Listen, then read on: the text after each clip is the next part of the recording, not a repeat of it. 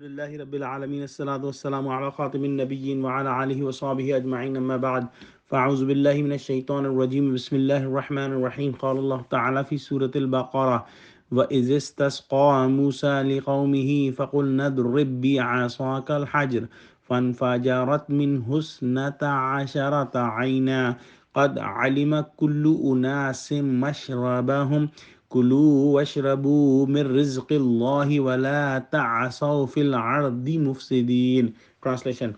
And when Musa sought water for his people, we said, strike the rock with your staff. Then there gushed forth from it 12 springs, and every tribe knew its drinking place. Eat and drink of the provision of Allah, and do not go about the land as mischief makers.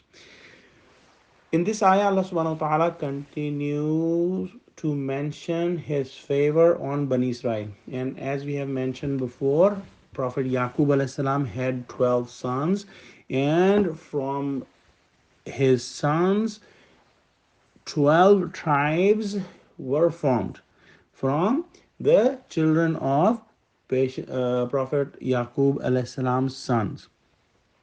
And these 12 tribes are collectively known as Bani Israel. So this ayah is also mentioning when they were in the wilderness looking for food and looking for shelter and looking for water, and Allah subhanahu wa ta'ala, as we have said before, gave him the man and salwa, which was the pure food, and Allah subhanahu wa ta'ala also gave them the shade of the clouds. And then when they ran out of water, Musa alayhi salam were looking for water, and Allah commanded him to strike his staff at the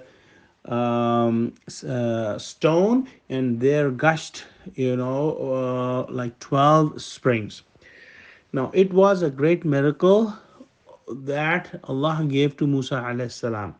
And it is believed that the volume of each spring was in proportion to the size of the assigned tribe, because some of those tribes were larger and some were smaller. So according to their need, the amount of water in each spring was accordingly.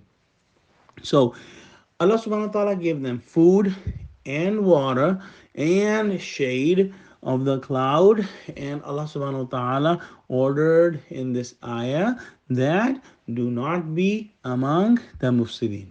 And we have said that biggest fasad anybody can do is to break Allah subhanahu wa ta'ala's commandments.